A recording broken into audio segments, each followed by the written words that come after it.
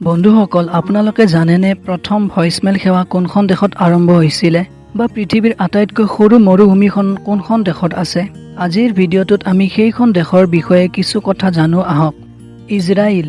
হয় বন্ধুসকল, ইজৰাইলে সেইখন দেশ য'ত প্ৰথমে ভইচমেল সেৱা আৰম্ভ হৈছিলে। আৰু ইজৰাইলৰ জুডেইন মৰুভূমি পৃথিৱীৰ আটাইতকৈ সৰু মৰুভূমি। পশ্চিম এছিয়াৰ এই দেশখনৰ চাৰিসীমা ক্ৰমে উত্তৰে আছে লেবানন দেশ, পূব পিনে আছে চিৰিয়া আৰু জৰ্ডান দেশ, পশ্চিমে ভূমধ্য সাগৰ আৰু দক্ষিণে আছে লোহিত সাগৰ আৰু ইজিপ্ত দেশখন। দেশখনৰ ৰাজধানী হ'ল জেৰুজালেম। জেৰুজালেম ঠাইখনৰ পবিত্ৰতা আৰু মহত্ব বহুত বেছি। 1948 চনৰ 14 মে তাৰিখে এই দেশখনে ব্ৰিটিছ শাসনৰ পৰা স্বাধীনতা লাভ কৰে। মাটিকালিৰ হিচাপত দেশখন অতি সৰু। প্ৰায় 22,000 বৰ্গ কিলোমিটাৰেৰে আৱৰা দেশখনৰ জনসংখ্যা 2021 চনৰ লোকপিয়ল মতে হ'ল প্ৰায় 93 লাখ। ইজৰাইলত বাস কৰা লোকসকলৰ 75% লোকে ইহুদী ধৰ্ম পালন কৰে। আন ধৰ্মৰ ভিতৰত খ্ৰীষ্টিয়ান আৰু ইছলাম ধৰ্মই প্ৰধান। দেশখনত 17% ইছলাম আৰু 2% খ্ৰীষ্টিয়ান ধৰ্মৰ লোকে বাস কৰে। আৰবিক আৰু হিব্ৰু হ'ল দেশখনৰ চৰকাৰী ভাষা। আহক এই দেশখনৰ বিষয়ে কিছু ৰসাল কথা জানো। জনসংখ্যাৰ অনুপাতত পৃথিৱীৰ আটাইতকৈ বেছি মিউজিয়াম এই দেশখনতে আছে। ইজৰাইলৰ প্ৰায় 90% ঘৰ ছ'লাৰ এনাৰ্জি অৰ্থাৎ সৌৰ শক্তিৰে চালিত।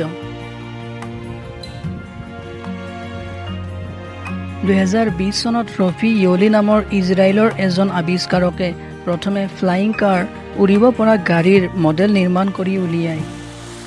মধ্য এছিয়াৰ একমাত্ৰ ইজৰাইলতে উদাৰ গণতন্ত্ৰ দেখিবলৈ পোৱা যায়। ইজৰাইলত প্ৰায় 3,000ৰো বেছি হাইটেক কোম্পানীজ অৰ্থাৎ উচ্চ প্ৰযুক্তিৰ প্ৰতিষ্ঠান আছে। টেকন'লজি আৰু ছায়েন্সত এই দেশখন যথেষ্ট আগবঢ়া। এতিয়ালৈকে ইজৰাইলে অলিম্পিক খেলত 5টা ব্ৰঞ্জ মেডেল, এটা চিলভাৰ আৰু এটা গ'ল্ড মেডেল জিকিছে। ইজৰাইলত চালাড বহুত জনপ্ৰিয়। ইয়াতে ব্ৰেকফাষ্ট হওক বা লাঞ্চে হওক বা ডিনাৰেই হওক, চালাড থাকিবই। বৰ্তমানৰ এই বনাঞ্চল ধ্বংস হৈ থকাৰ সময়ত য'ত সকলো দেশতেই বনাঞ্চল কমি আহিছে, ইজৰাইল ঠিক ইয়াৰ ওলোটা। ইয়াত 50 বছৰ আগতে যিমান বনাঞ্চল আছিলে, বৰ্তমান তাতকৈ বৃদ্ধি হৈহে আছে। বৈজ্ঞানিক গৱেষণাৰ কথা আহিলে ইজৰাইল সদায় সকলোৰে প্ৰথমতে থাকে। বছৰি ইয়াত যিমান বৈজ্ঞানিক গৱেষণা হয় আন কোনো দেশতে নহয়। ইজৰাইলৰ সম্ভাৱ্য আয়ুকাল আটাইতকৈ বেছি। ইয়াত গড় আয়ুকাল 82 বছৰ। জনসংখ্যা অনুপাতে বিশ্ববিদ্যালয়ৰ ডিগ্ৰী লোৱা ব্যক্তিৰ সংখ্যা ইজৰাইলত আটাইতকৈ বেছি। আজি আমি যি মোবাইল ফোন ব্যৱহাৰ কৰোঁ, এই টেকন'লজিও ইজৰাইলে প্ৰথমে আৱিষ্কাৰ আৰু উন্নত কৰিছিল। ইজৰাইলত পৃথিৱীৰ আটাইতকৈ ডাঙৰ আণ্ডাৰগ্ৰাউণ্ড অৰ্থাৎ মাটিৰ তলত নিৰ্মিত মেডিকেল আছে, য'ত একেলগে 2000 জন ৰোগীক চিকিৎসা কৰাৰ ব্যৱস্থাও আছে। 2020 চনত ইজৰাইলৰ তেল আবিব বিশ্বৰ 5 নং আটাইতকৈ ব্যয়বহুল চিটি ৰূপে চিহ্নিত কৰা হয়। পৃথিৱীৰ আটাইতকৈ বেছি প্ৰব্ৰজন বহনকাৰী দেশ হিচাপে ইজৰাইলৰ নাম পোনপ্ৰথমে আহে। 1948 চনৰ পৰা এতিয়ালৈকে 33 লাখৰো অধিক লোকে ইজৰাইললৈ প্ৰব্ৰজন কৰিছে। পেলনীয়া আৱৰ্জনা পুনৰ ব্যৱহাৰ কৰাৰ ক্ষেত্ৰত ইজৰাইল বহুত আগবঢ়া।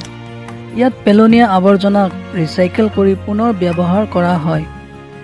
আপুনি জানেনে ইজৰাইলৰ গাই গৰুৱে গড়ে যিমান গাখীৰ দিয়ে, আন কোনো দেশতে ইমান নিদিয়ে। বৰ্তমানৰ এই ক'ভিডৰ সময়ত সকলো দেশে ভেকচিন দিয়াৰ কাম কৰি আছে, যাতে এই মহামাৰীৰ পৰা বাচি থাকিব পাৰি।